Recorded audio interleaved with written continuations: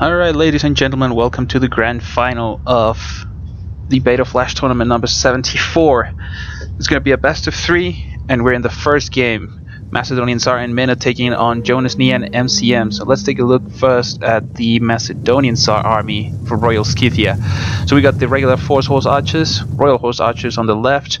Then he's got 2 Steppe Noble Lancers and 2 Scythian Royal Horse, 2 melee, 2 shock, and then the same composition on the right flank, 2 melee, 2 shock, Royal Horses, and Steppe Noble Lancers.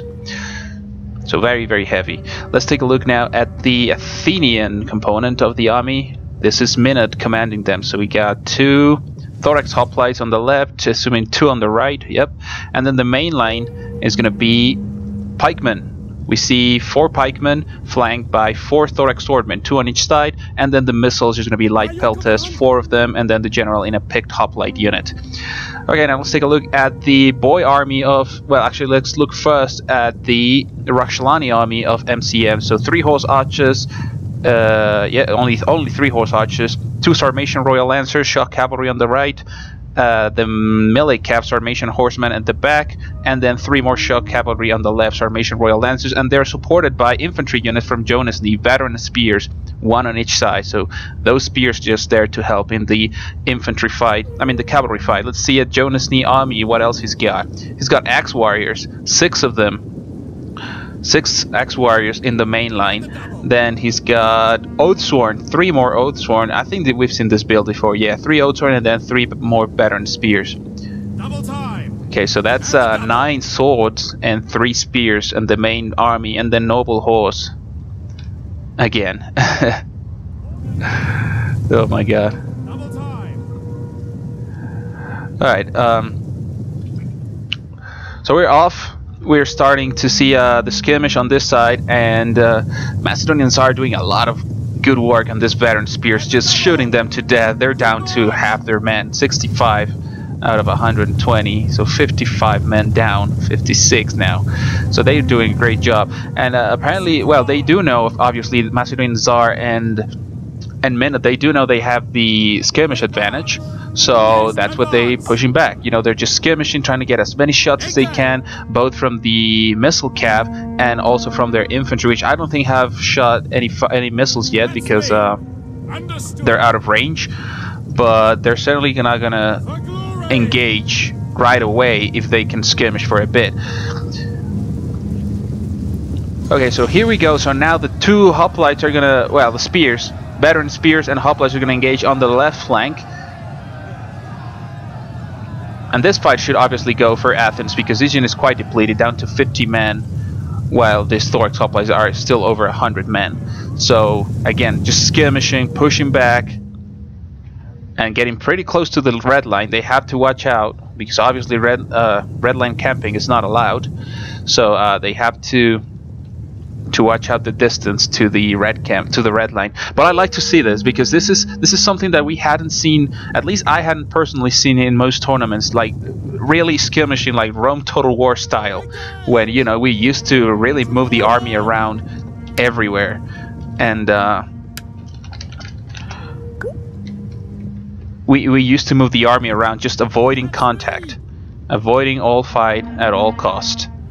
And I hadn't seen many people do that in Rome 2, and now I'm seeing it. I'm really happy because that tactic, it was kind of annoying because, you know, you had to be skirmishing, but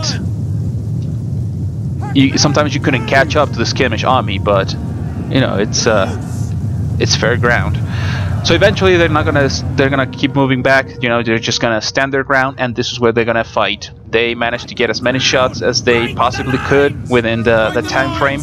So now this is it. All the swords fighting on the left. We're gonna start the cavalry fight, and they're gonna charge the archer. The general gets charged, not trampling again, missing the trample, but they get charged. This unit should be able to pull out just fine. And now getting back charges by MacedonianTsar, doing a great job at getting at the backs of Jonasnee infantry. These units are gonna get caught between all this cavalry, and they're probably gonna die. But you know, if they did enough damage, they might probably come out on top. Then on the right flank, a much better engagement for MacedonianTsar. He's got the numbers here, and he's got the infantry support. Although this veteran spear unit from Jonasnee might be able to get in here and turn this fight around, but there goes the general, there goes most support. So that flank should definitely go to MacedonianTsar. Like I said, this unit's just dying. He pretty much sacrificed him just to get a rear charge, which didn't do too much. I mean, he did kill about 40 men for each unit, but he's just sacrificing entire spear noble cavalry. I don't think that's a good trade for him. He's getting the general. He might get the general, which isn't a veteran. Oh no, it's a noble horse, and the general is dead. So Boii's general for Jonasnee is gone. Now the rest of his army, another unit routed, 2 more units route, a 3rd unit route. So it's getting into a chain route for Jonasnee, but also a lot of cavalry going down for both sides, for either for Royal Scythia, which is MacedonianTsar, and for Roxolani, MCM. So still anybody's fight. I think the right flank is indeed going to go. Well, actually, yeah, because the general is helping now. So this flank should go to MacedonianTsar in a minute. So now Jonasnee in a very dire situation. Most of his army is completely wiped out. All he's got is this unit on the left and this unit in the middle, which is now encircled, completely caught between 2 phalanxes. It's just gonna get sandwiched. This unit is down, and they're veteran spears. They're not even that good against infantry. Athens doing a great job here at staying close, staying within range to get supported by the infantry. Missiles still getting decent shots. And MCM's cavalry again losing over there. MacedonianTsar doing a great job. And it's just Minot that's been so supportive. Like, he's been right on the spot. Like, anytime MacedonianTsar gets in an engagement, he makes sure he's got infantry support. So definitely a great cooperation, great teamwork.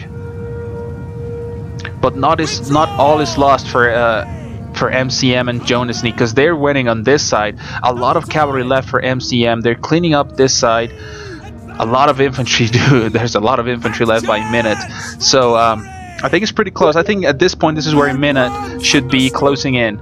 He should be getting close. He should be, you know, trying to regroup and reform, because right now he's isolating units again. Isolated. That unit's isolated. That's the general. You cannot isolate your general. But Jonasnee's not gonna forgive him, you know, if he's gonna make him pay for that mistake. So now he's gonna swarm the general. He's still 100 units strong, but you know, he's completely isolated. Again, this unit's getting pushed back. Yes, Hannibalissimus. This is a beta flash number 74. This is a grand final. Understood. The archers duking it out. Well, not archers, pelters actually duking it out here in the back. They're probably not going to last too long. March. Jonasnee's battering spears still going down. Oh my god, he managed to save the general. Minot retreats with his general. He disengaged, and he's actually still at 82 men strong. So that's a pretty good number. MCM's cavalry is now routing, and MacedonianTsar just keeps doing a great job at managing cavalry. He routs both of them units. Wow, MacedonianTsar really surprising us with his cavalry skills. He's been doing a great job. In the previous match, he killed off an entire Macedonian army and still had like 6 or 7 full units left. So very well acquainted with cavalry units, this MacedonianTsar. So Jonasnee, he should be, well, he's obviously going to kill this peltast, but now here's the support, pikemen coming in, and you don't want to face pikemen, and okay, the pikes are down, they're going to start moving in, and Jonasnee's not going to be able to get out of this engagement. He's going to have to fight the pikes from the front. That's not going to be good for him, but now Athens is coming to support. There's a rear charge by MacedonianTsar. Yeah, this peltas were not gonna last anyways. But here's the general. Jonasnee completely surrounded. I really don't think there's a whole lot he can do. MCM trying to get there. He probably killed these 2 units because these are just royal archers. And if he kills these 2 units, he can come around and and you know, get a rear charge in this. But it's a matter of whether Jonas is gonna hold long enough for that. One of his units already going down, it's gone, and then the other unit, see, it's just this pikeman, man. You just can't get through pikemen. Pikemen are retardedly strong in this game, even the cheapest of pikes. I think this is gonna be GG. Yeah, that is a unit wavering. Generals are dead, so no morale boost for anybody. And here comes actually this general's still alive, sorry. Athenian general's still alive, so that's just gonna rout him. So there it is, the last Oathsworn unit gone for good. And well, these two units for MCM don't even matter. So there it is, GG. That's the first game, and what do you know? It goes to MacedonianTsar and Minot. That's game one, guys. Game one goes to the underdogs. They beat Boii Dragon, Panda Warrior, and now they also beat Jonasnee and MCM. Really, really surprising. I'm really surprised about this, guys. Alright, so that was game one. And remember, it's a best of 3, so in the next battle, MacedonianTsar and Minot have a chance to end it right here, right now. We're just going to wait for them to pick their armies, their factions, their armies, and we'll jump right back into the action. Stay with us, guys.